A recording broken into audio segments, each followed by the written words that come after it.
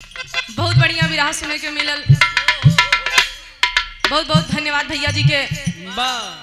तमाम धुन दरान नई नई गौलन, हाँ पुराना गौलन, लहंगा फाड़न बुरका फाड़न, तमाम गीत गौलन बहुत सुंदर रही।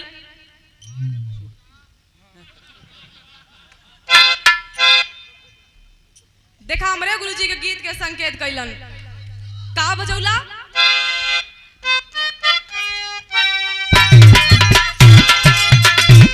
क्या बात है।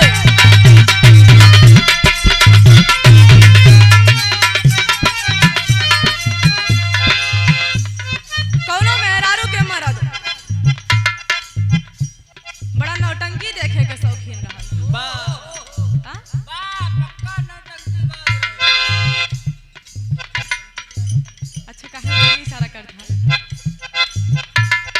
बड़ा नौटंकी देखे के शौकीन रहल। रोज रोज रतिया में अपन मेहरारू छोड़ के नौटंकी देखे चला जात रहल। रोज रोज के दिनचर्या से दिन भर पता ना, रात भर पता ना, हई नई नवेली दुल्हन ससुरे में आइल बा, अपने मर्द के काम से बड़ा परेशान बा कि ऐसन मर्द मिलल बा, ऐसन मर्द मिलल बा कि हम ऐसी परेशान हो गइल बानी। रोज रात के गायब हो जाला, अब पता न कब आवेला, का करेला कुछ समझ में आवत ना बा। एकर कोनो इलाज ना बा। बड़ी मेहरुआ परेशान बा। बतावत बा कैसे बतौला।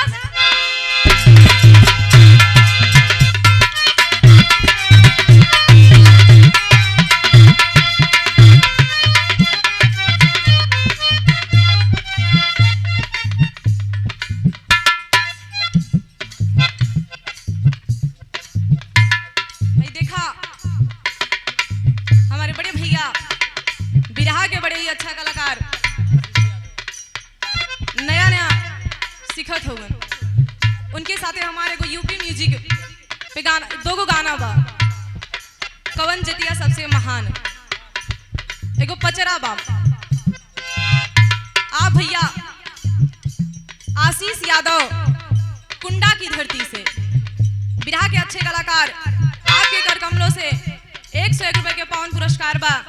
बहुत बहुत बड़ा आशीर्वाद के चाह रही भैया। उलन ना कोनो प्रॉब्लम में फंस गलन, शायद बारिश होत रहा, लेकिन अपन आशीर्वाद पहुंचा देले हो गए।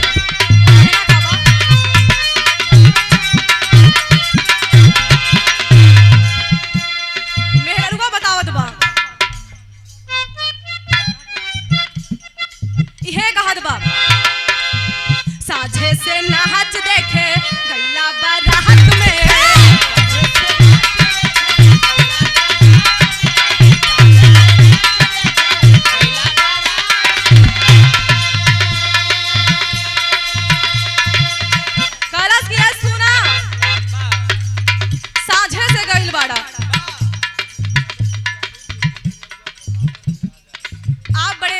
भैया बिरहा गायक रमेश यादव चिंगारी, पृथ्वीगंज औवारपुर प्रतापगढ़ की धरती से आपके कर कमलों से 101 रुपए का पावन पुरस्कार।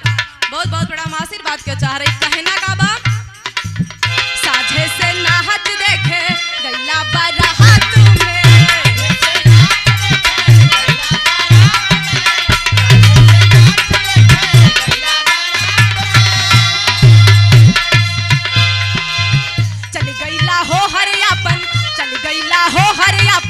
मेहर छोड़ी राहत में,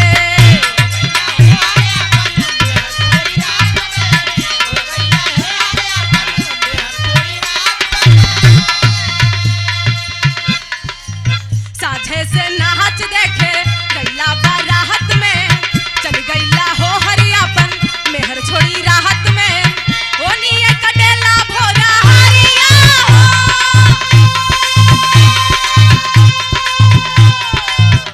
ओनिए कटेला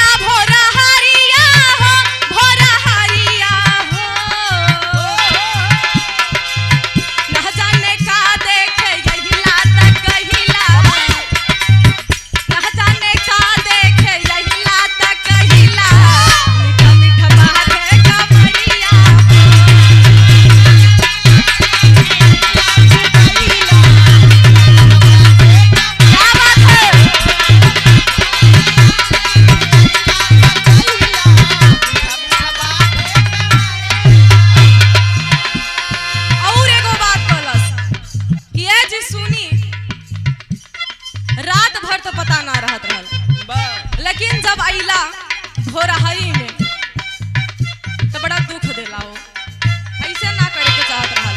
का बतावत बा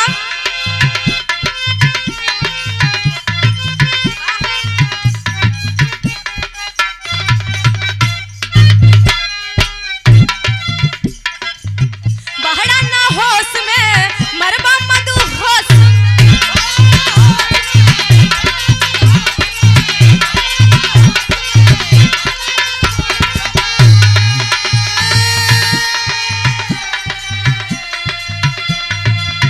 बहरा ना होश में मरबा मधु होश में लगन न देबा वो भैया ये राजा जिंदुआई ये देबा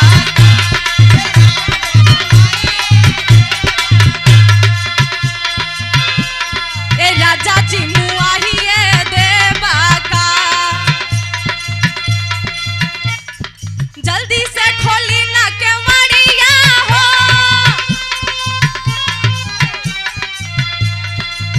जल्दी से खोली ना केवड़िया हो, अरे केवड़िया हो। ना जाने का देखे यहिला तकैला, ना जाने का देखे यहिला तकैला, मीठा मीठा बात है कमरिया हो।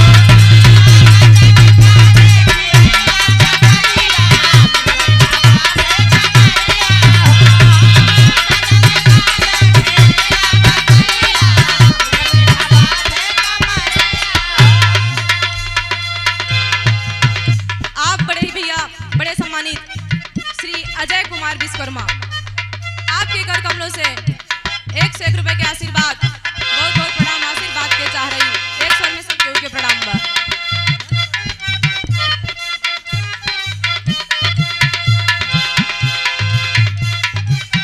अरे वाह, देखा हमारे गुरुजी गीतिया के चेंज कर देले। कोनो ट्रैक्टर वाला के कोनो भौजाई से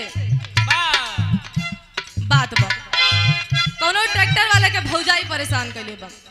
खेत तो जोतवा लेलस, जब पैसा के बारी आइलस कहलस ऐसा ही खेत जोतवाई जाला, ऐसा खेत जोतल बड़ा ऊपर से पैसा मांगत हो। हाँ, एक दू भैया ऊपर ही ना बा, बड़ी मेहनत कैला लेकिन कुछ भइल ना। तनी ढंग के खेत जोतल कर तबे तो रुपया मिली। आप बड़े सम्मानित श्री राधे श्याम सरोज, पूर्व प्रधान ससरियापुर, वर्तमान प्रधान हुसैनपुर, PWD ठेकेदार, आपके कर कमलों से 201 रुपए का सम्मान, बहुत बहुत प्रणाम आशीर्वाद के चाह रही। बतावत बा भौजैया का कहलस,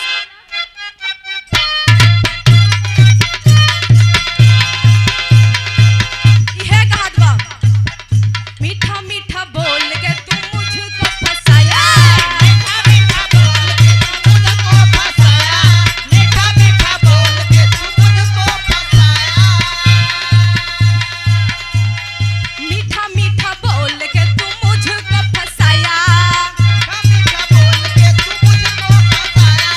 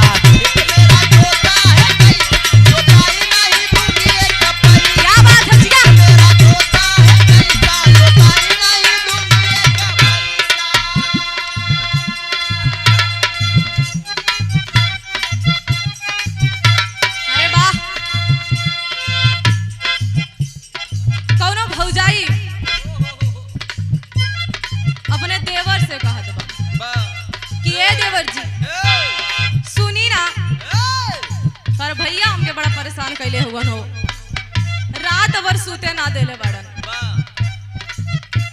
अब का बताई तो से बताऊ तो ना बनत बा, पर्दे के बाद बा पर्दे में ही समझा। बहुत परेशान कैले हम, बहुत परेशान बाड़ी। एगो काम करता हमार, का कहत बा,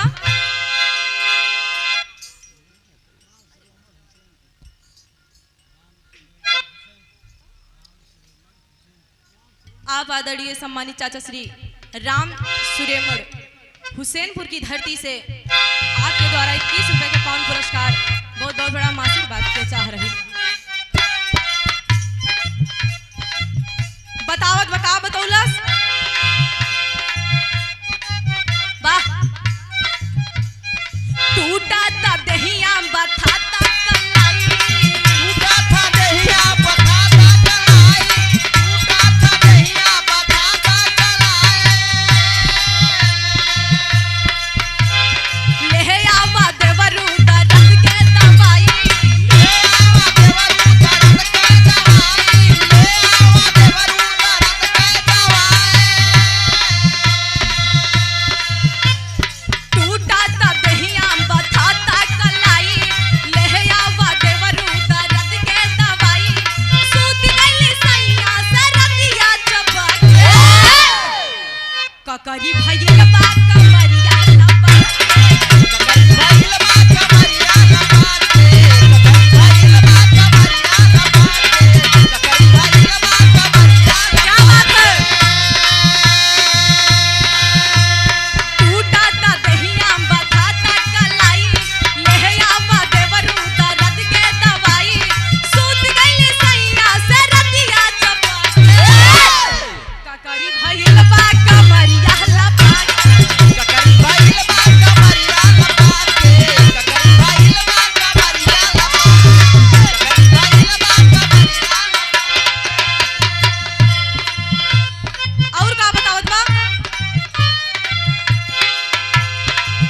साड़ी गर्मी सभी जलबा, सारी गर्मी सभी जलबा, सारी गर्मी सभी जलबा।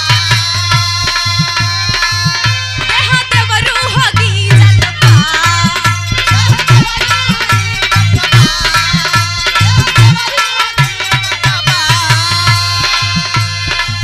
साड़ी गर्मी सभी जलबा, देहा देवरू होगी जलबा। बात बता बताई,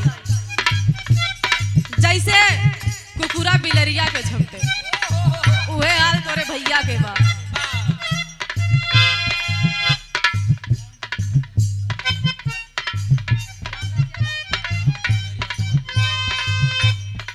आप आदरणीय सम्मानित हमारे गार्जियन जिनकी देखरेख में यह कार्यक्रम रखा गया है, श्री राम सुमेर यादव जी के नाती आपके कर कमलों से 101 रुपए के पावन पुरस्कार बहुत बहुत बड़ा मासिक बात के चाह रही। बतावत बा, साड़ी गर्मी से भी जलबा,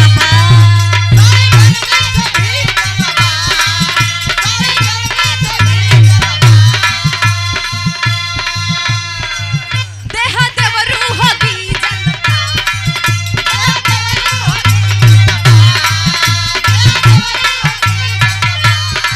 साड़ी गर्मी से भी जलबा, देहा देवरू होगी जलबा। कहत बा कि ढेर दिन से भूख आई लगी, लागत बा खाली पेट बा, कईयो दिन से पावे ना रहलन, बड़ा परेशान रहलन। इ लॉकडाउन में बहुत ज्यादा परेशान रहलन, छुट्टी मिलल बा एक गठे मजा मारे चाहत। का बताइए नसीब, हम बहुत परेशान है। का कहत बा, साड़ी गर्मी से भी जलबा,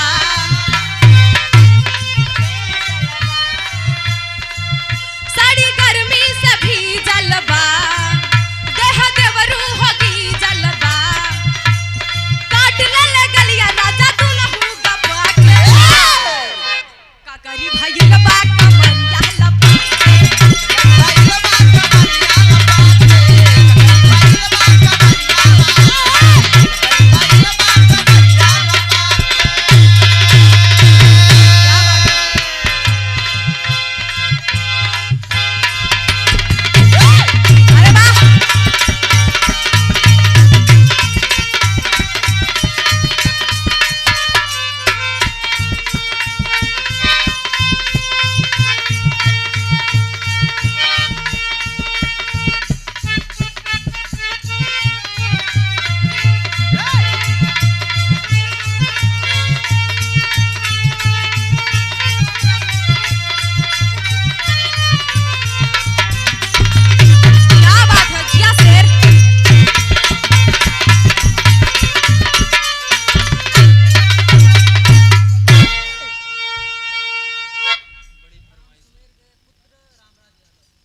आप आदरणीय सम्मानित हमारे गार्जियन महोदय राम सुमेर जी के पुत्र आप आदरणीय श्री रामराज यादव, आपके कर कमलों से 101 रुपए के पावन आशीर्वाद, बहुत बहुत प्रणाम आशीर्वाद के चाह रही। बहुत देर से फरमाइश होत बस समाजवादी गीत के, आप सबके बीच में 2 लाइन बस बिरहा।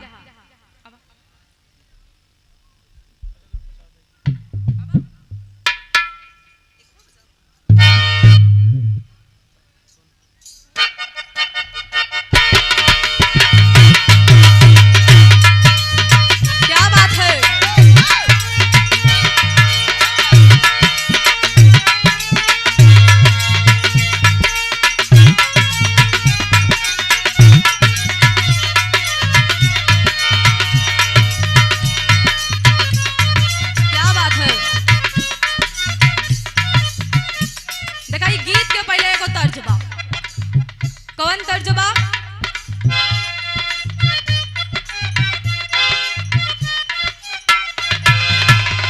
दोनों प्रेमी और प्रेमिका एक दूसरा से बड़ा प्यार करत रहलन। लड़किया के शादी हो गई ससुरे में बा, लेकिन आई प्रेमी फोन करके उन लड़किया से कहत बा कि शादी से पहले हमरा से बड़ा प्यार कैलू और जब से ससुरे में गईलू हमके भूल ही गईलू। का बतावत बा?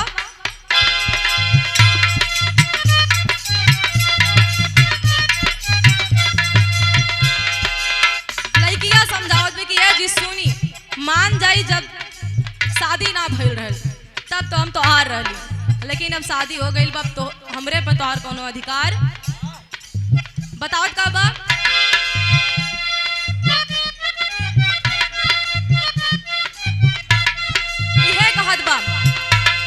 अब बात न तो से होई सुना ये मोर करेजा,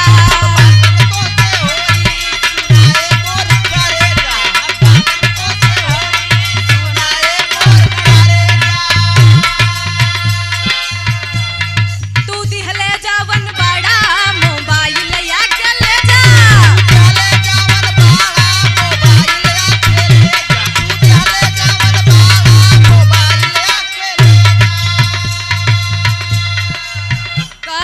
सुना जब कुआं रहलू तो हमार रहलू, आज शादी हो गई तो हमके धमकी देत हूँ। ऐसन मोबाइल हम कितना केहू के दे देली, हमके मोबाइल के चिंता ना बा, अभी बोला तो और दे दे, हमके मोबाइल वाला धमकी मत का। कहत का बा?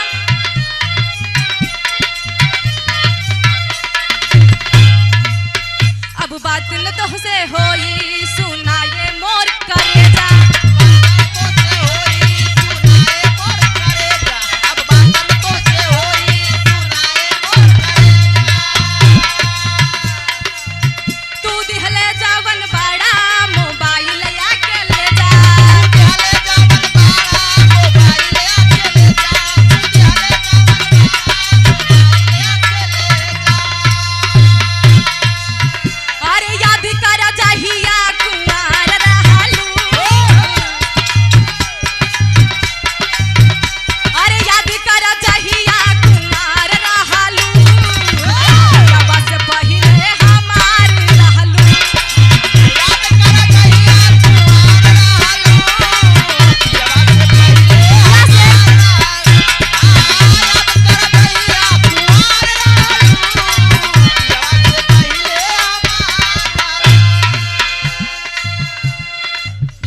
गीत रहल भाव में कहना का बा?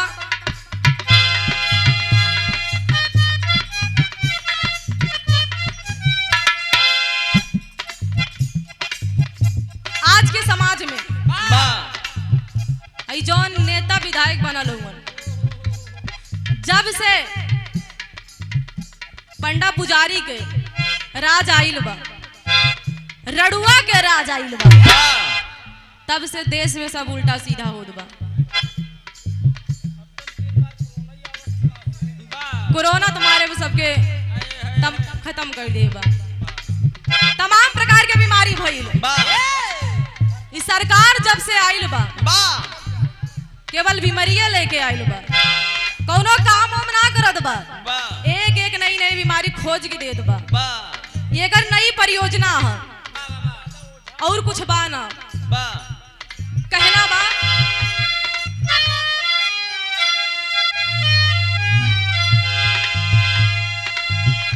समाजवाद के धर्म पुजारी धरती पुत्र मुलायम समाजवाद के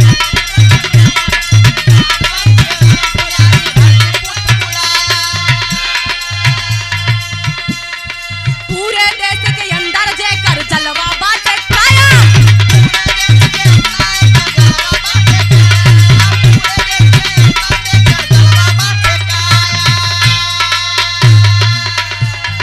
समाजवाद के धर्म पुजारी धरती पुत्र मुलायम पूरे देश के अंदर जेकर जलवा बाटे कायम अरे धाई के लोरी देखा जब तक अखिलेश रहलन तब तक कोनो देश में बीमारी ना आइल लेकिन जब से इन्हीं के राज आइल बा तब से तमाम बीमारी आइल बा यही से कहना बा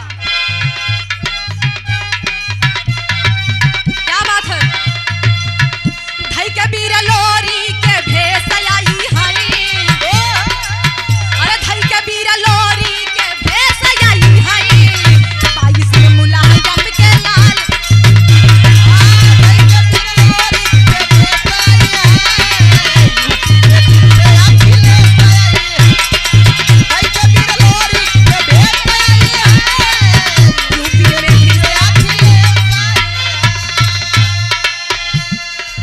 और का कहना बा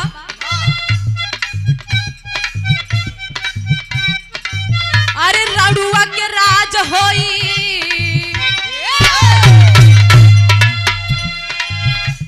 रड़ुआ के राज होई देश में ये भाई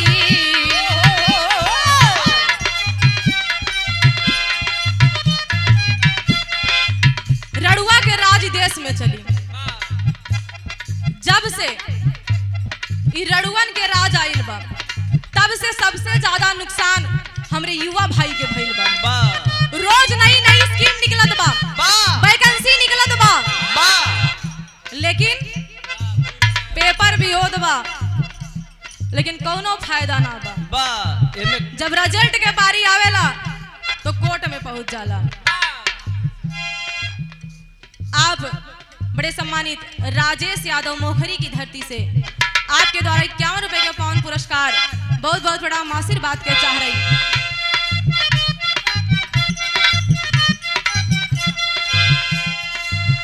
भाईल विकास छुट्टा घूमत बाटे सड़ावा एक ही विकास कैलन भाईल विकास छुट्टा घूमत बाटे सड़ावा जवन कुछ बाचल रहा चारी गईले पड़वा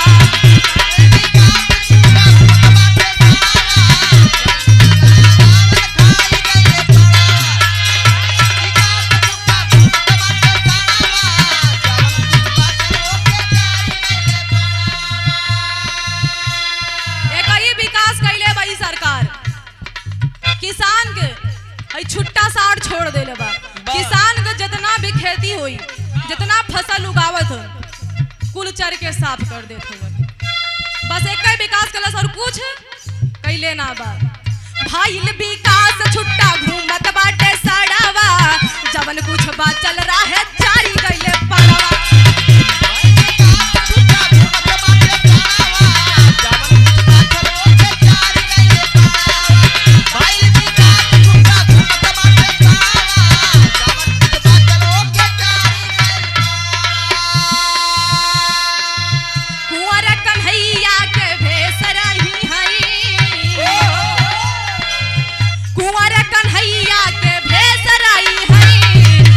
इसमें फिर से याखिले सयाई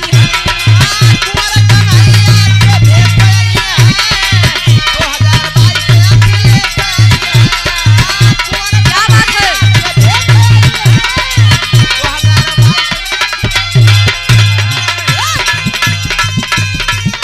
वाह वाह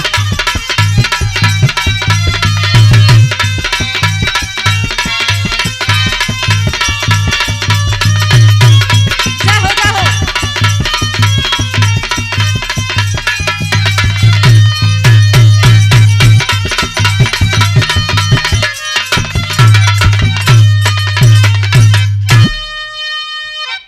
बाबूजी बहुत कम समय में एगो ऐसन बिरहा प्रस्तुत करब जोने बिरहा के शीर्षक बा समुद्र के रहस्य रत्मंजरी के मिलन।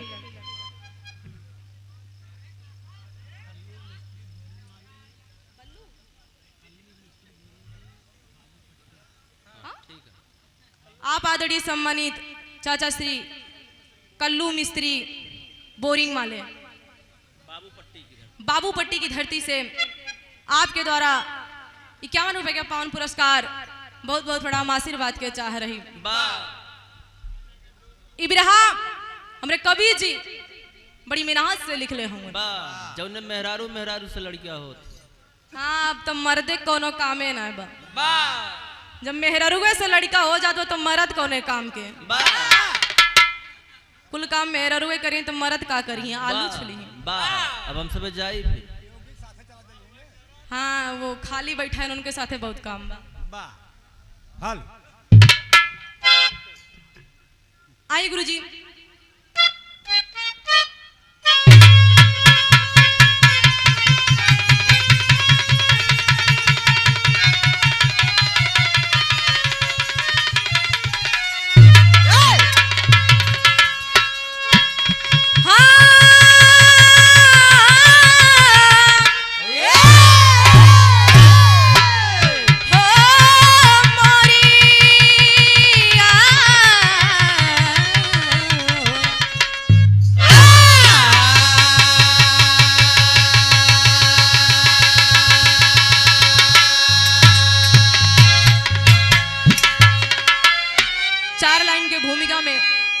कवि जी बहुत बड़ी बात लिखलन।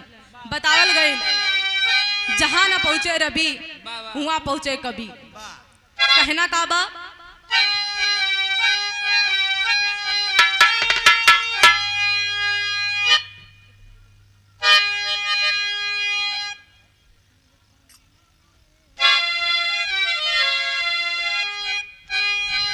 क्या बात है वाह। बतावल गई कि कल्पना के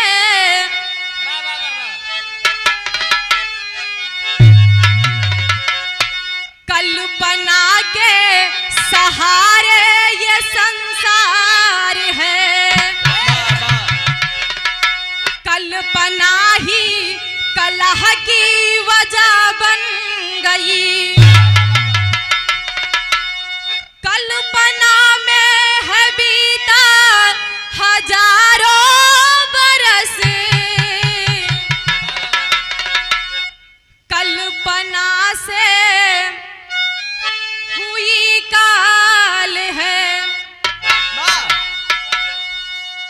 कल्पना से कोई है हृदय में बसा। कल्पना से कोई है हृदय में बसा। कल्पना में ही बीता हजारों बरस। कल्पना में ही बीता हजारों बरस। कल्पना से मिलाना सिंदूर लाल।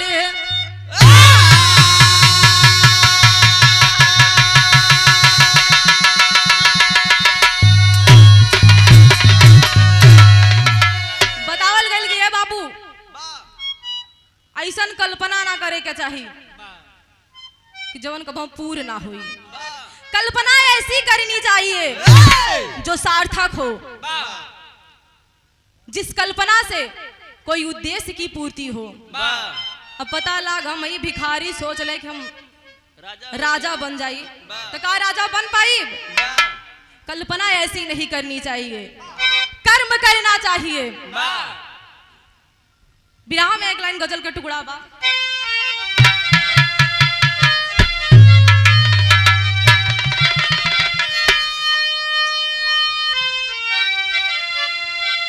क्या बात है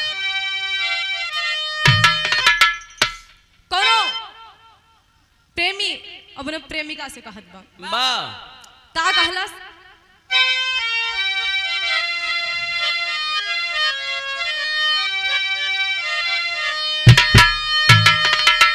सारे सिकवे गिले भुला के कहो सारे सिकवे गिले क्या बात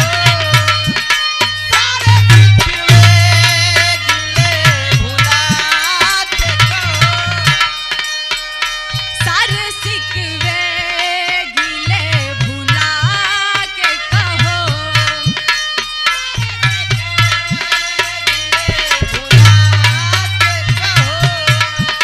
सारे सिकवे गिले भुला के कहो जो भी कहना हो मुस्कुरा के कहो सारे सिकवे गिले भुला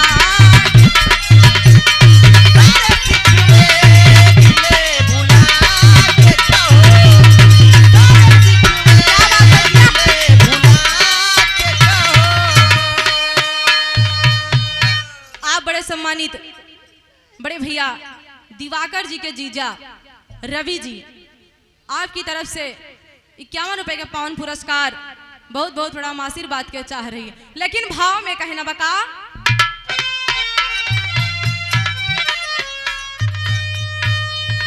बहुत बड़ी बात लिख रहे कवि जी दिल की दरिया में जो समाया है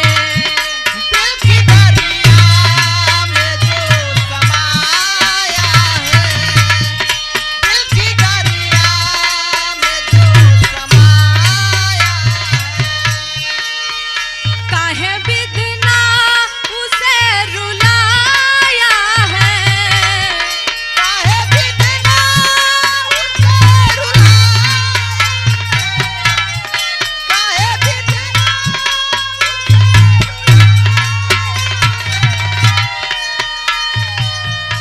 दिल की दरिया में जो समाया है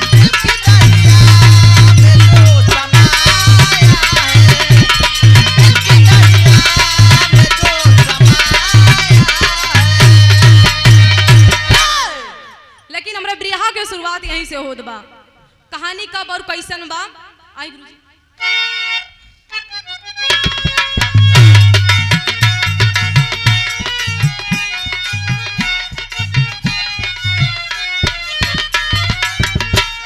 अरे मरा जो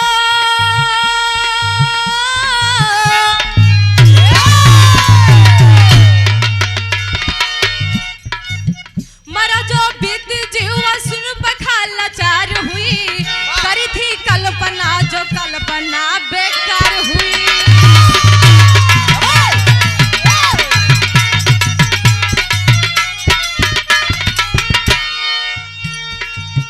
एक दिन घूमती वो सिंधु तट पे आई है एक दिन घूमती वो सिंधु तट पे आई है करण को आत्महत्या मन में वापस खाई है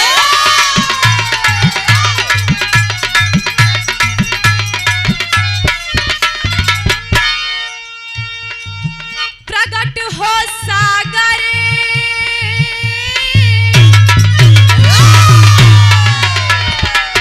प्रगट हो सागर अपने दिल की बात कह डाली प्रगट हो सागर अपने दिल की बात कह डाला पिला दो नाजनी जवानी का तुम मधुशाला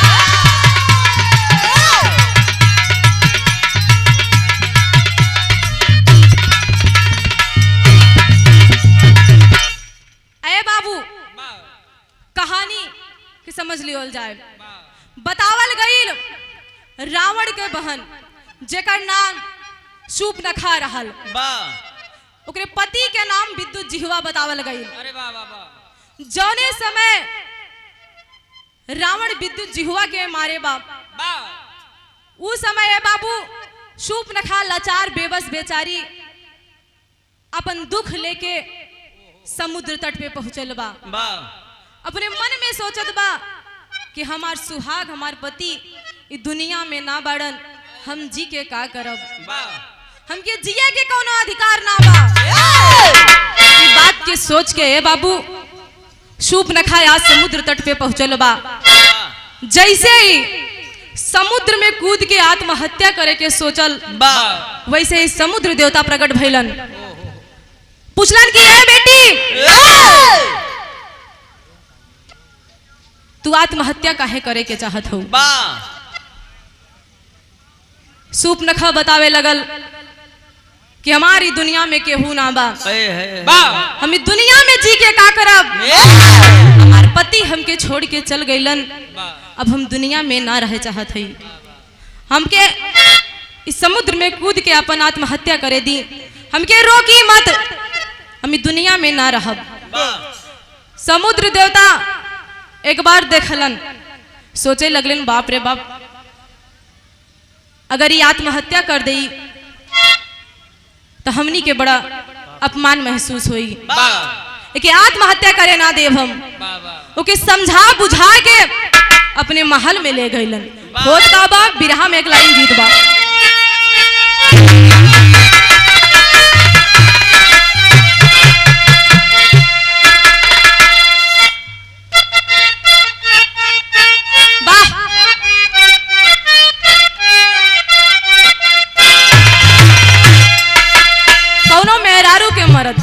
परदेश जात रहल, मेहररुआ समझावत बा जात होगो तो जा, लेकिन एगो हमार बात सुना, का कहत बा,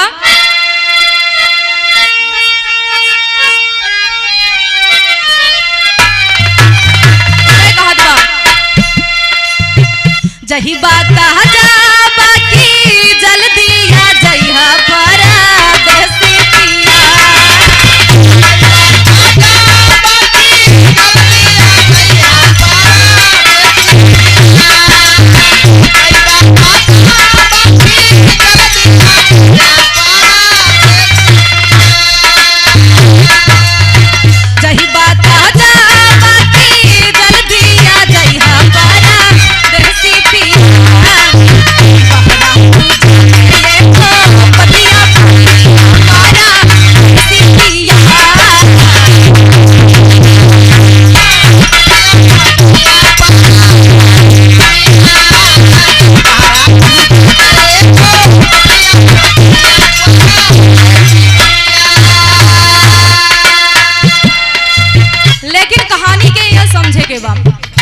समुद्र देवता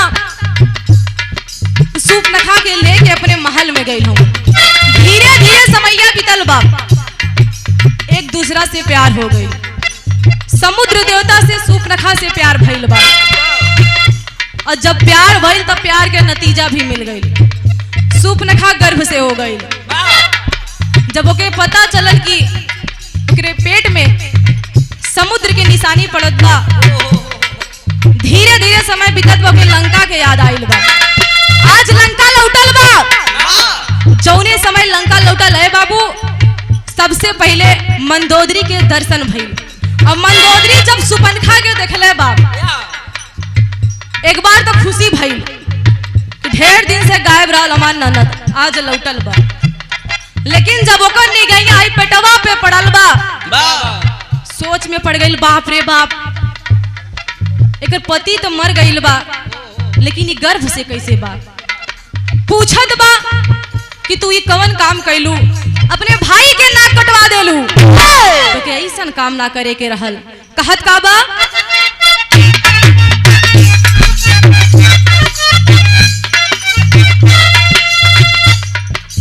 पेटवा फूलाई पहुंचल लंका नगरिया दरिया,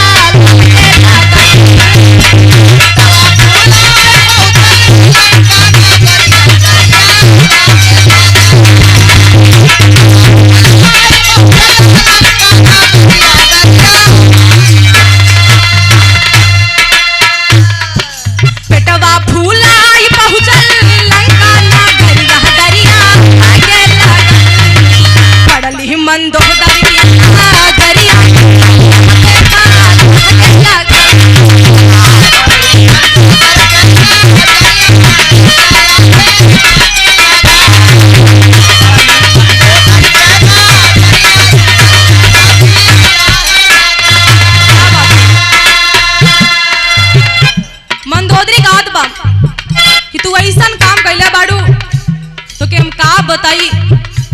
तार भाई बाबा इतना बड़ा राजा, पूरी दुनिया में जेकर नाम बा, बा यहाँ तक कि तीनों लोग भी उनके अंदर में बा।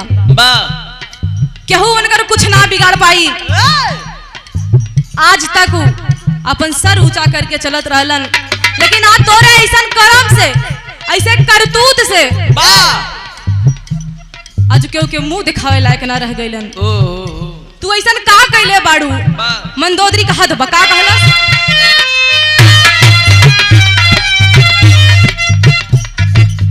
बोली मंदोदरी तू डूबाई दिहलू बोले मंदोदरी तू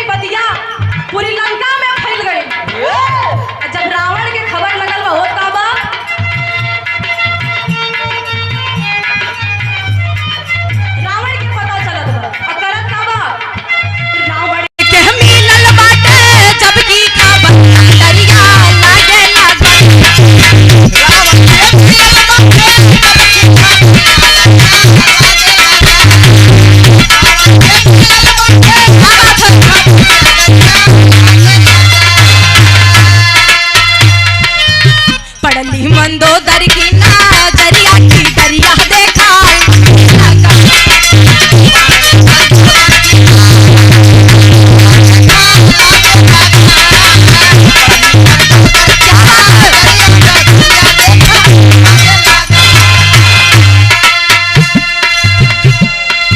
अरे बाबू, धीरे धीरे पूरी लंका में ये बात फैल जाती है कि सूर्पनखा के गर्भ में केहू के निशानी पलत बा।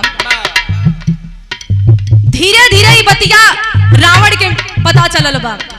जब रावण के बतिया पता चलल है बाबू, क्रोध में आइल बा कि हम त्रिलोक विजयी बाड़ी, तू हमार बहिन होके ऐसा काम कैलू, तोरा से ई उम्मीद ना रहल। ए बाबू, धक्का मार के अपने लंका से बाहर निकाल देता है। और जौने समय धक्का मार के शूर्पणखा के बाहर निकलने बा, आज शूर्पणखा लाचार बेबस फिर से सागर के पास चलल बा। कैसे बिरहा में एक लाइन गीत बा।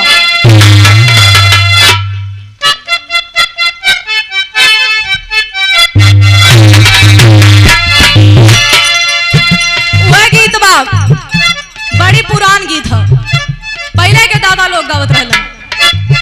जब कोनो कंपटीशन होई तब पुरान गीत देखा, पुरान गीत पुराने होला। मेरे भैया बतौलन पुरान चीज बड़ी मजबूत होला। जैसे पुरान चाउर, पुरान गेहूं, पुरान दाल और पुरान गुड़। देखा कहा तहन पुरान मेहरारू, इनके कहे के मतलब कोनो गलत ना बा। पुरान मेहरारू मतलब पहले के हमरे माई काकी लोगन इतना मेहनत करेलिन। अब मेहनत करके दर्जन लड़कियां हो लड़का ना हो आजकल का तो एक ही में हो जात बा। हॉस्पिटल पहुंच जाते बिना ऑपरेशन से लड़का ना होत बा। लेकिन पहले के माई लोगन दिन भर काम करें और रात के चक्की चलावे, 1-2 घंटा सोवे ना वो भी न सोवे। बड़ी मेहनत करें। लेकिन आज के मेहरारू, आजकल के मेहरारू तो कहीं हमरा से ही सब ना होई। यहाँ तक कि चूल्हा पे खाना बनवे खातिर तैयार ना होली। कहीं अगर गैस लेबा तबे खाना बनोब, नहीं तो हम अखा चाहे उफर परा हमसी ना मतलब बा। अब पहले के मेहरारू बड़ी सभ्यता संस्कारी रहलिन, पर्दा करत रहलिन, लेकिन आजकल के जयमाल हो तो बस शादी में पहले नहीं तक खोल दे पहुंचे के बाद कितना खुलिया ओके भगवाने बताई। तो ऐसा जमाना हो गई बा, का करवा कलयुग बा। लेकिन गीत का बा कोनो लड़की के देख के कोनो तनी 45-50 के नीचे वाला बड़ा इशारा करत बा लड़की का बा कि यार सुना, ढेर इशारा मत करा, अपने उम्र के लिहाज करा, तुहार उम्र अबे ना बा, प्यार कैले हो बा तोरे घर में बीवी बच्चे भी हुई हैं। अब ऐसा समय आयल बा कि कंठी माला लेला अयोध्या चला जा, लड़की के प्यार वार के चक्कर में मत पड़ा। बतावत का बा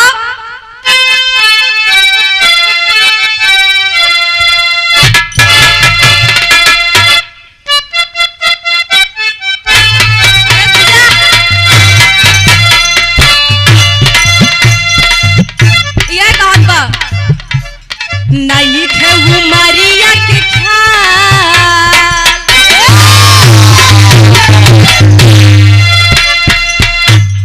नहीं खे उमरिया के ख्याल बुढ़ैया में माल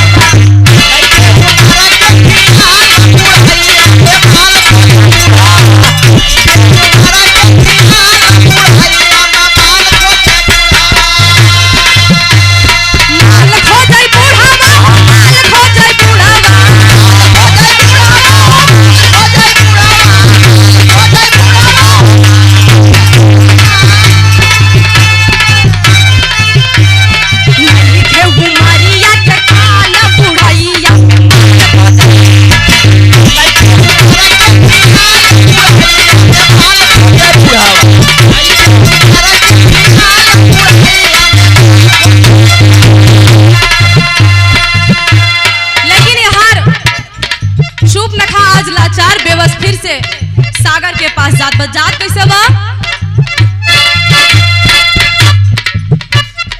गईली अयोध्या के पास, यानी सागर के पास गईल बा, गईली अयोध्या के पास या सया बतो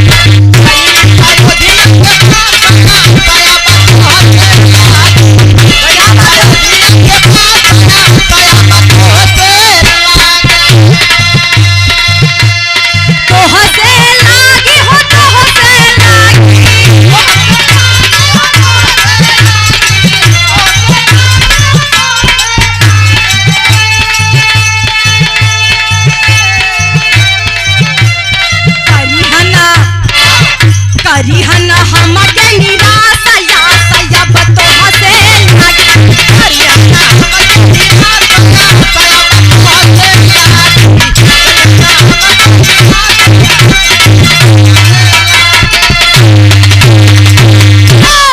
सागर के पास पहुंचल बा, हाथ जोड़ के विनती करत बा कि हमार जान तो ही बचौले रहला, आज हमरे कोख में पलत इन नाजुक फूल के भी तो ही बचावा, हम कहाँ लेके जाई हमके कुछ समझ में ना आवत बा। सागर कहन कि तू चिंता मत करा, हम तोरा से प्यार कैले बानी, आई प्यार के निशानी तोरे कोख में पलत बा, लेके हम अपन नाम देव। कहत का होन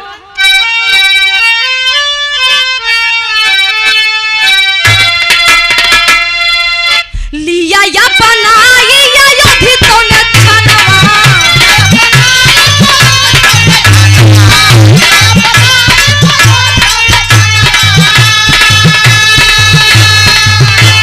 लिया या बनाई या योधी तो न छनवा, लिया या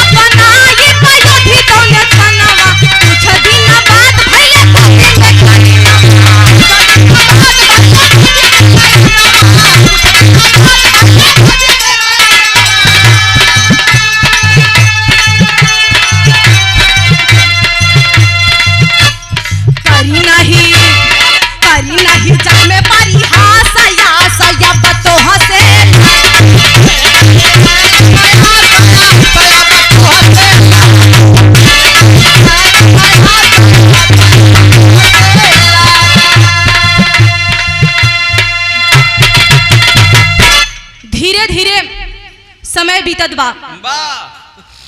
समुद्र देवता फिर से सूपनखा के अपना लेलन। समैया बीतल गईल, गोदी में एगो लड़की के जन्म भइल जेकर नाम रतमंजरी रखल गईल। आज रतमंजरी सयान भइल बा, शादी योग्य हो गईल बा। जौने समय रतमंजरी के जन्म भइल, सूपनखा ओके छोड़ के चल देलस। धीरे धीरे रतमंजरी सयान भइल बा। समुद्र देवता के पाल पोस के बड़ा कैलन। बड़ी सुघर रहल, बड़ी सुशील रहल। उनके मन में दिमाग में एगो बात चले लगल कि हमार बिटिया शादी योग्य हो गईल बा, एकर शादी करल बहुत जरूरी बा। इ बतिया के जान गईल बा। रतमंजरी के बतिया पता चल गईल कि हमार बाबू, हमार पिताजी हमरे शादी के बाद लेके बहुत परेशान बाड़न। एक दिन जाके समुद्र से कहत बा, रतमंजरी कहत बा कि ये पिताजी परेशान मत होई, एगो बात हम आपके बतावत है कि ध्यान से सुनी। कहत का बा, एगो गीत बा।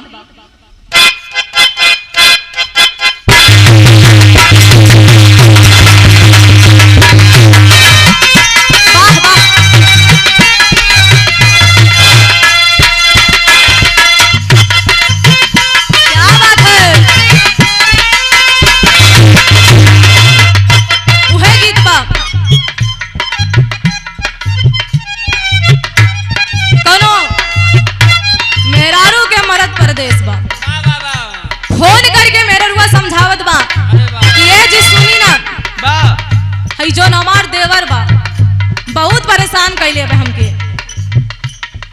न खात बा न पियत बा, बड़ा परेशान कैले बा।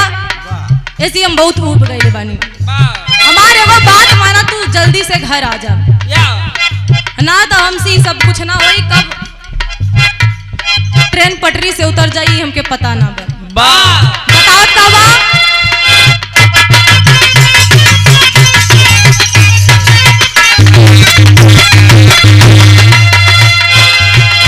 इहे कहत बा, दाही के नदिया के तोहरा बिलार राखबा।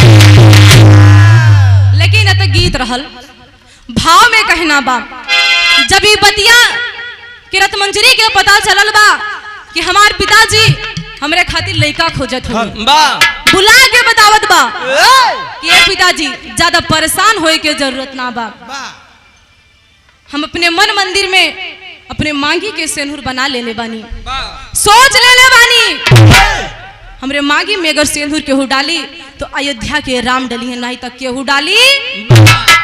बतावत बका बतौला,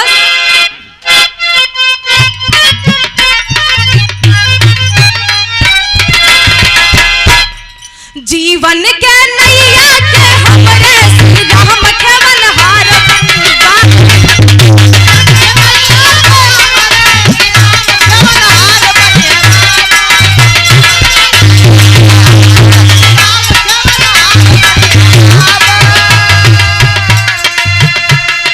जीवन के नैया के हमरे श्री राम के बनहार बनी अपन बिटिया अपन बिटिया पे कहिला ये चली जइबा अयोध्या के तहर ये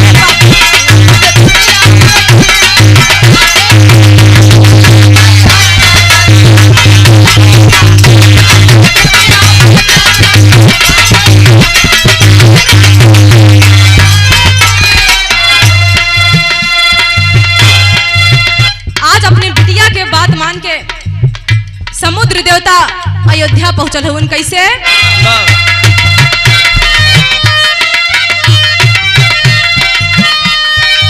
बेटी के बात मानी सागर राजा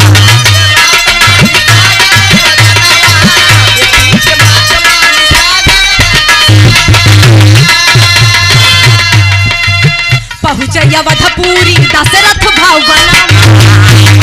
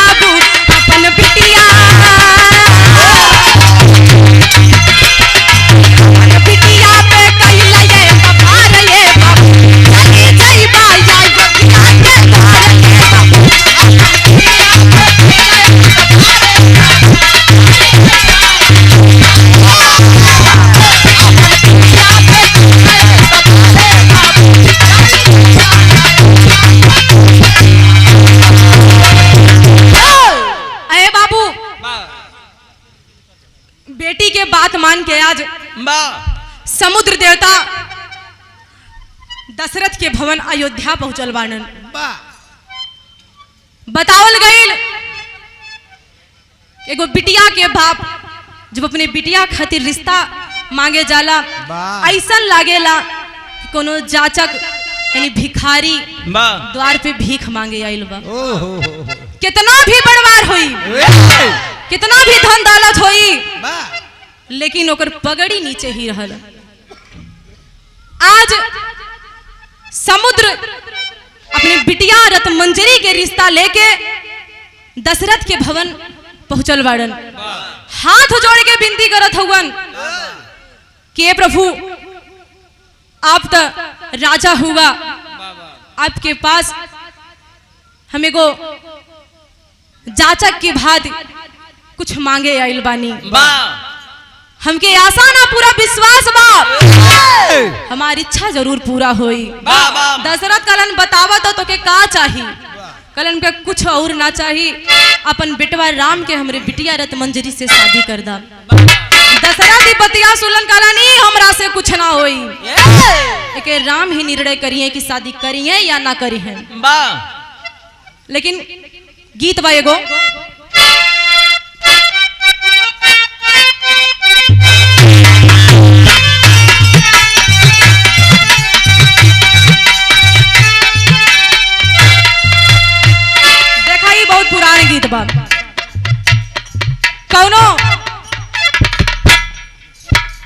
मुखिया के घर के सामने एगो सढ़ुआई ना आयल रहल।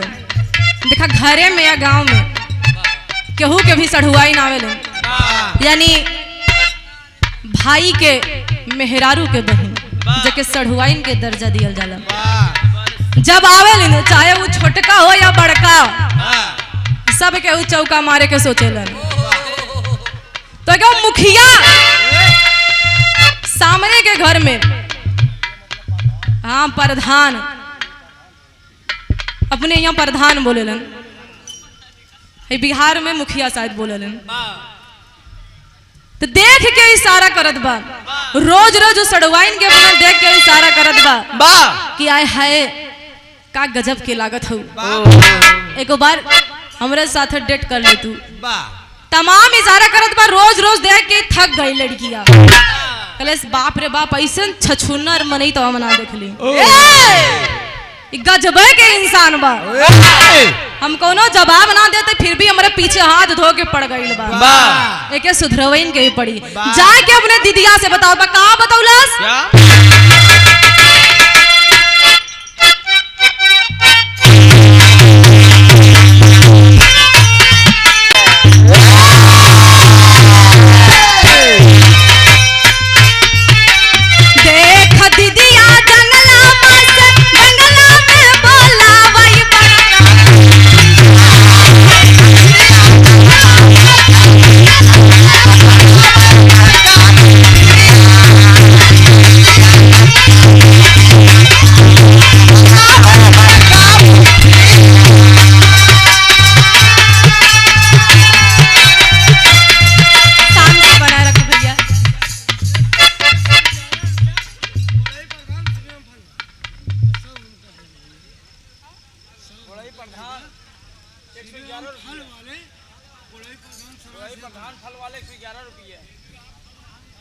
आप बड़े सम्मानित श्री पुड़ई प्रधान फल वाले, आपकी तरफ से ये अपन गाना पाए ना। हाँ अपन गाना पाए हैं।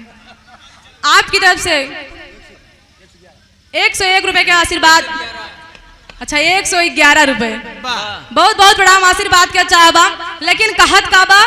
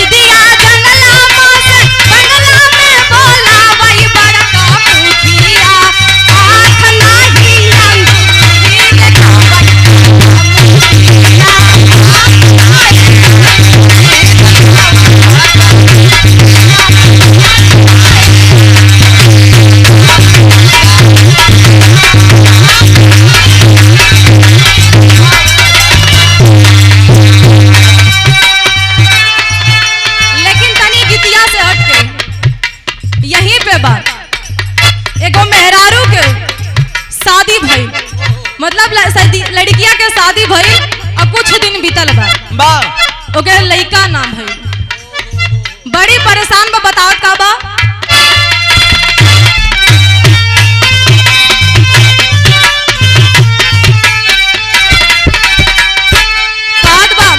कि तू तो परदेश चल गईला, हमार शादी के कितना साल हो गई, हमरा के एगो लइका ना भई, लोग हमके ताना मारत हो गए, ऐसन कमाई तो आग लागे।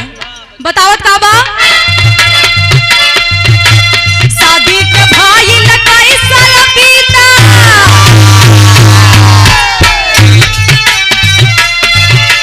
शादी के भाई लकाई साल बीता, फूटल हमरे भाग हमरे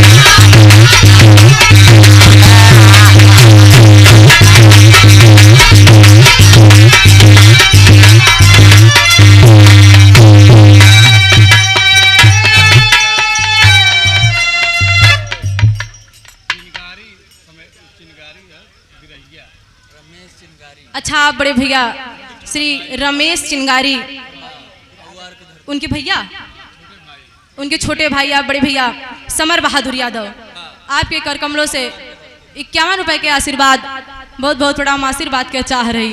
लेकिन अतः गीत रहल भाव में का कहना बा,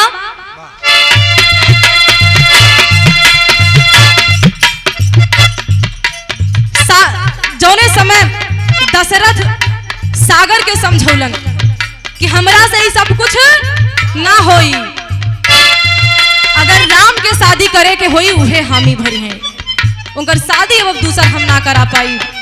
धीरे धीरे 3 दिन के समय बीतल बा, समुद्र देवता 3 दिन दशरथ के दुआरी, कहानी समझे के बा। दशरथ के द्वार पे 3 दिन सागर बैठल रहलन और तीसरे दिन राम से भेंट भइल बा। होत का बा,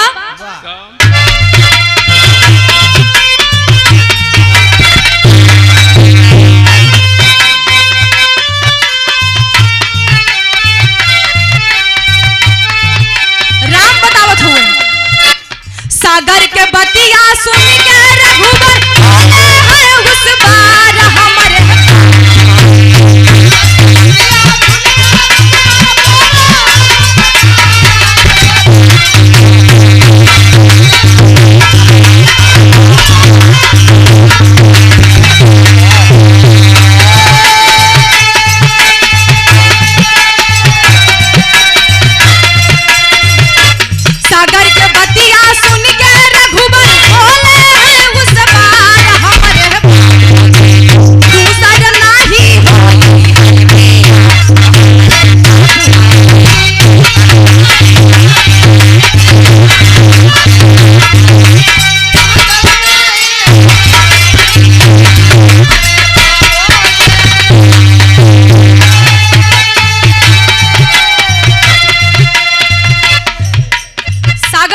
सुन के आज राम से तीसरे दिन भेंट भइल बा।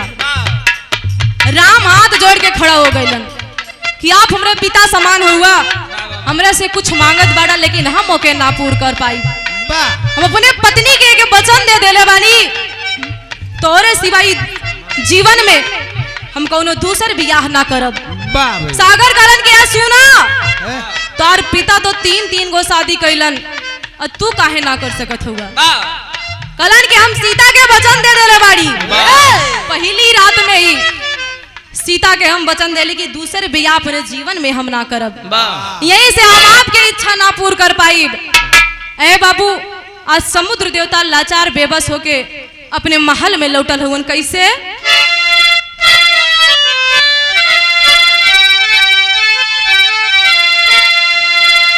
होई के लाचार सागर आई ले भवन,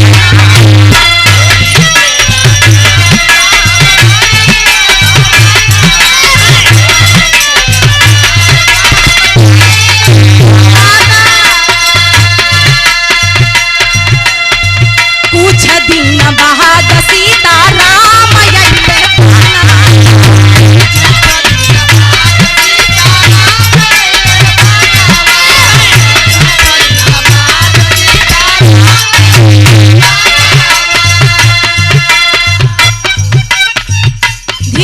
समय बीतत बा। सीताराम और लक्ष्मण साथ में 14 बरस खातिर जंगल में आइल हवन। लेकिन होत का बा यार, सीता हरनवा कैले रवनवा, सीता हरनवा कैले रवनवा, रंगे हैं श्री राम हमारे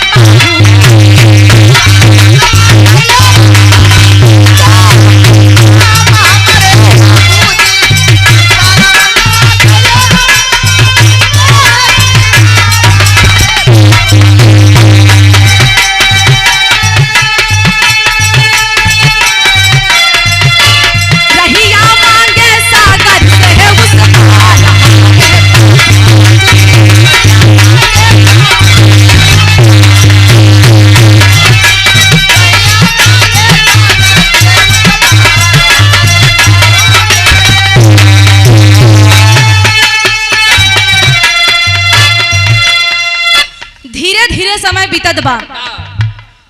आज भगवान राम, लक्ष्मण जी और सीता जी 14 बरस खातिर जंगल में आयल बाड़न। यहाँ धीरे धीरे समय बीतत बा। होत का बा, रावण सीता के जौने समय हरण कैलस, उस समय लंका में जाए खातिर भगवान राम के आज सागर से मदद ले के जरूरत पड़ गई। जौने समय समुद्र देवता के पास भगवान राम हाथ जोड़ के प्रार्थना विनती करत हुवन कि हे प्रभु, हमके वहीं पार लंका में जाए के इस समुद्र से रास्ता दे दा। होत का बा, टेरी में कहना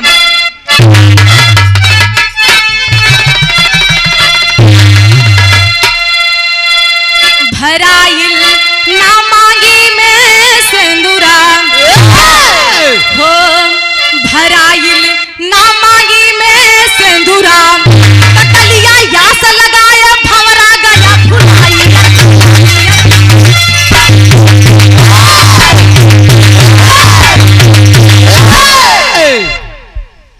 आखिरकार है बाबू, आज भगवान राम समुद्र देवता से विनती करत हुवन, प्रार्थना करत हुवन, पूजा करत बड़न कि हमके इस समुद्र से रास्ता दे दा लंका में जाए खातिर। होत का बा, पहपट में कहना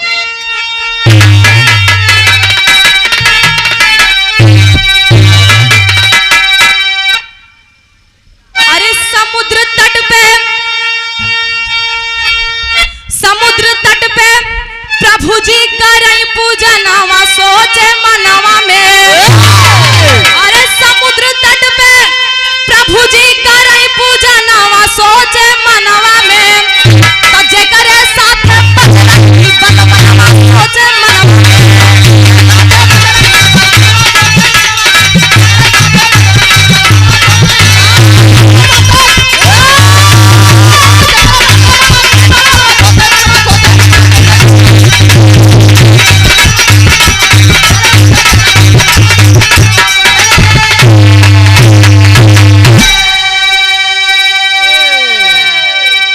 धीरे धीरे 3 दिन के समय बीतत बा। भगवान राम करत का हुवन, अरे 3 दिन तक जबकि सागर आया ना समनवा हो, अरे उठा लिए हैं बाड़ राम तब प्रगटे दूनऊ जनवा हो। आखिरकार है बाबू, 3 दिन तक समय बीतत बा, समुद्र देवता प्रकट ना होत हुवन। तीसरे दिन भगवान राम के क्रोध आइल बा, धनुष बाण उठा लेते हैं। और जौने समय भगवान राम धनुष बाण उठौलन, उस समय है बाबू रत मंजरी और समुद्र देवता दोनों प्रकट भइलन। हाथ जोड़ के खड़ा हो गए कि आए प्रभु, आप तो दुनिया के मालिक हो, ऐसा अनर्थ मत करो। भगवान राम कहलन 3 दिन से हम तपस्या करत हई, विनती करत बाड़ी, और समझ में ना आवत बा।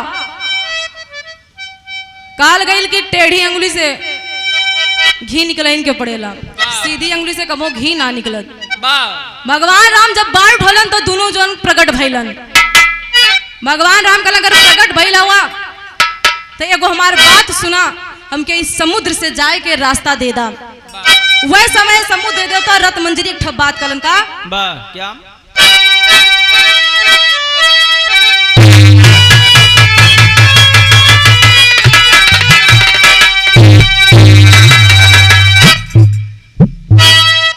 अरे विधि के विधान कैसे जाग में मिटई है बाबू।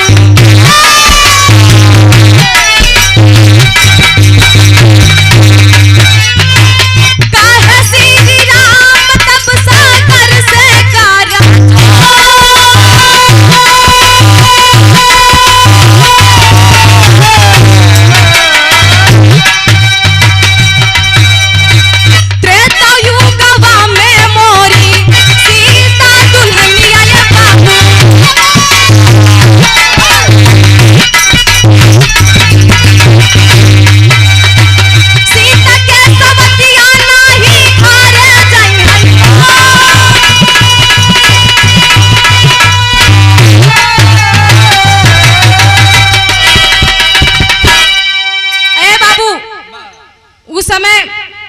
रतमंजरी सागर एक ठो बात कहलन कि ऐ राम आप दुनिया के मालिक बड़ा वो दुनिया कराम जौने दिन 3 दिन तोरे दरवाजा पे हम इंतजार कली तोरे जवाब के कौनो जवाब ना देला आज उहे 3 दिन हम तो के इंतजार करवली एकरे पहले भी हम आ सकत रहली लेकिन हम 3 दिन तक वही इंतजार आपहू के करवली जौन 3 दिन हम आपके दरवाजा पे कैले रहली अगर हम आपके भी रास्ता दे दे भी समुद्र से एगो काम करे के पड़ी हमरे बिटिया के मांग में सिंदूर भरे के पड़ी जवन बिटिया आज भी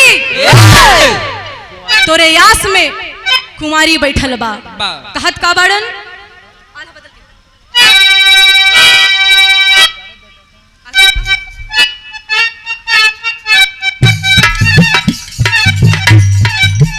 हाथ जोड़ मंजरी तब कहली बाचनिया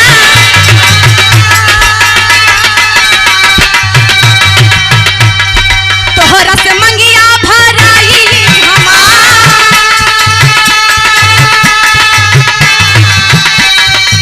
कहे श्री राम तोहर मनसा पुराई अगल जन्मवा के कराई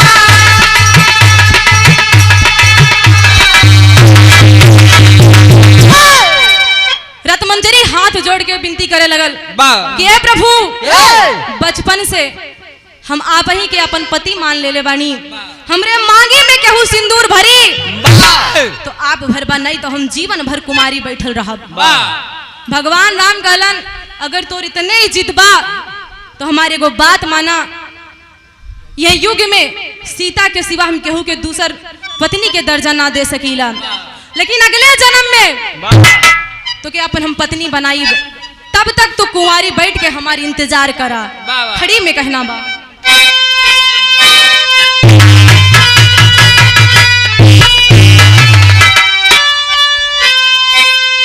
अरे कल्पना के दिलवा जन बुझाओ मंजरी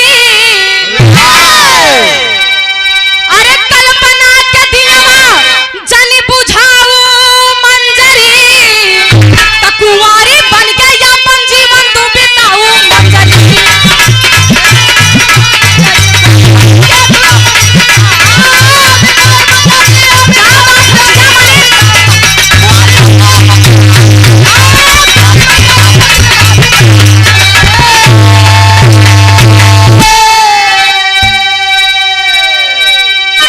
अरे कलयुग में ले भई जन्म जब की हम आई अरे वही दिन तोरे मांगिया में सिंदूरा भरा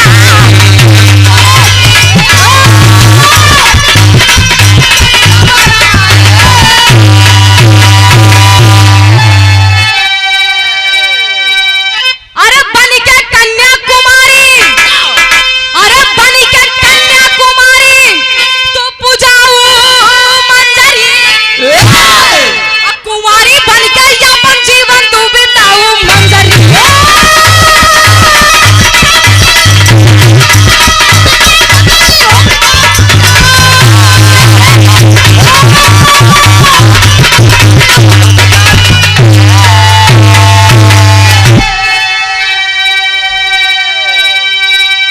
बतावल गई है बाबू प्रमाण मिलता है आज भी रतमंजरी जो कन्याकुमारी के नाम से पूज्यमान है आज भी भगवान राम का इंतजार कर रही है इस कलयुग में भगवान राम जन्म लेंगे ओकर मांग में सिंदूर भरी है आखिरी में कहना बा